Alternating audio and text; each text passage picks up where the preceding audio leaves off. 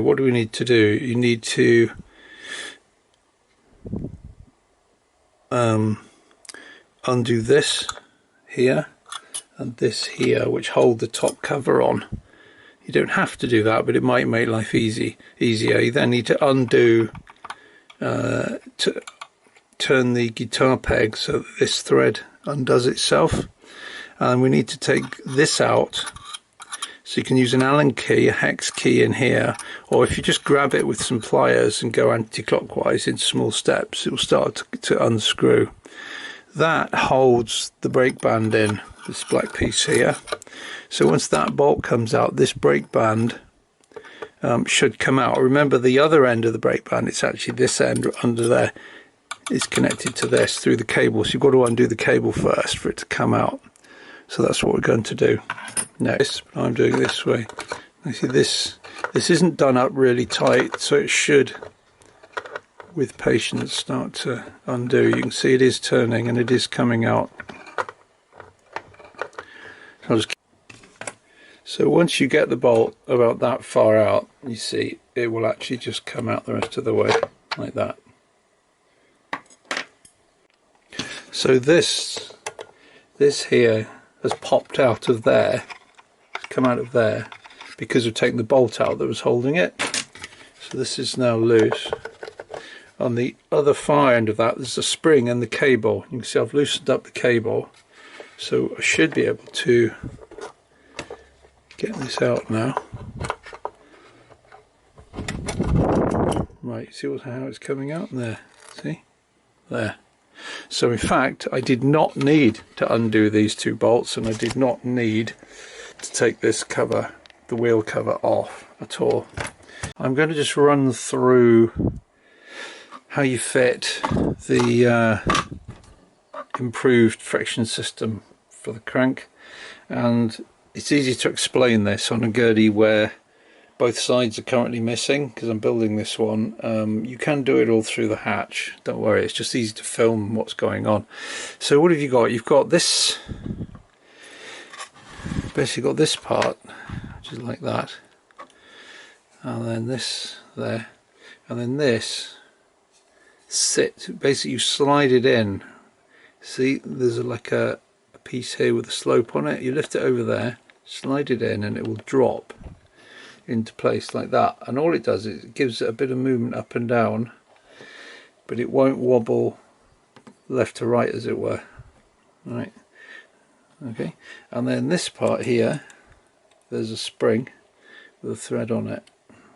See, so all of this goes in here like that, and then this is pulled up onto the tuning peg under here, which pushes this part up onto the underside of the wheel here, and then on that is a pad which is self-adhesive, which goes like that, and this is, I think, 5 or 6 mil thick, and it comes in large squares, and it's designed to be cut and used on the legs of furniture on wooden floors, so it doesn't scratch the floor.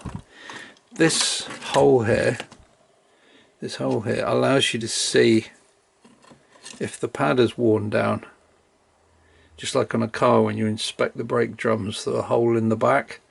Same idea. And then you could say, well, this self-adhesive stuff here, it could come unstuck eventually on a hot day. That's true, but of course it's being compressed down against the plastic by the wheel, because it's always under tension because of this thread and the spring. Why is there a spring? The spring is there to take up any slight deviations from perfectly round of this wheel. So if it moves, if it's just slightly out of true, you won't notice it at the crank, because the spring is just taking up the difference and applying an even force, friction force, to this. If I didn't have that, I could use a stretchy thread here, or I could have the wheel precision made, which is more expensive, so it's perfectly round. basically the same problem you have with hurdy-gurdies. You're constantly trying to make sure that the wheel is perfectly round. So it's a way of getting around that issue.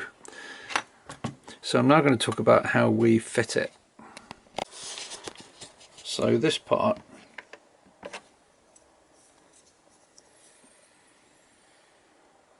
goes in there like that. You can see how it's shaped to match it. So if I move this down, it'll give you a better view. It ends up there like that. Okay. So what you do is you put glue under there, but before it sets you can move it around a little bit. So the pad's in place. So the next thing is to get it in and start winding this onto the spindle. You want to wind it on so as it winds round it goes in that way. So it's pulling this sort of arm in towards the bulkhead a little bit, ideally. I'll show you when I've wound it on.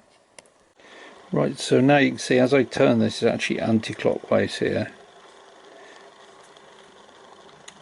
The spring starts to stretch just a little. The pad is nicely seated on the wheel, and at the moment this is kind of levering like a seesaw against the deck here because I haven't put this piece in yet. So now I need to slide this in.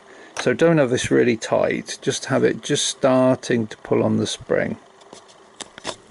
Right, so you can do this through the inspection hatch underneath, but what you're trying to do is lift this up. Let's get the light right. Get the light right. Right, you're trying to lift this up. You see there, the edge of it, and slide this in. So there we go. Right, then slide that in. I'll do it with one hand. Like that. Okay, that's what we're trying to do. And you've already put some glue on the underside of this, so it slides it in. It's in place. So the next thing, just make sure it's straight before this glue sets under here.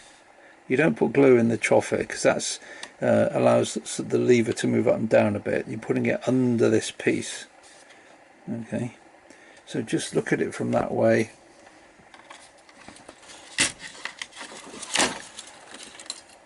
Look at it that way. Check it straight, push it up against the wheel. You can even give it a test run if you want. Check there's some friction there. Yes, there is. And then if you're happy with that, okay, then let that glue set. There's probably lots of glues you can use, but I tend to use this stuff. It's like a cross between Evo stick. It's slightly rubbery, and then normal plastic glue. It's actually quite useful. So here you can see I've just made sure I've pushed this that way against the wheel. It's nicely centered. This edge is level with this edge. It's not a funny angle. Right, there's a bit of tension on the spring holding everything together. So this piece that's now got glue under it, I can now leave that set in that position. I'm quite happy with that. Just give it a little quick turn. Yeah, nothing terrible, no grunching noises or anything terrible. There we are. So just leave that glue set now. Now the reason it's designed like this is if you want to change the pad, say it wore down, you would undo this all the way till it came out, the thread came out of the guitar tuner. This would now rattle around.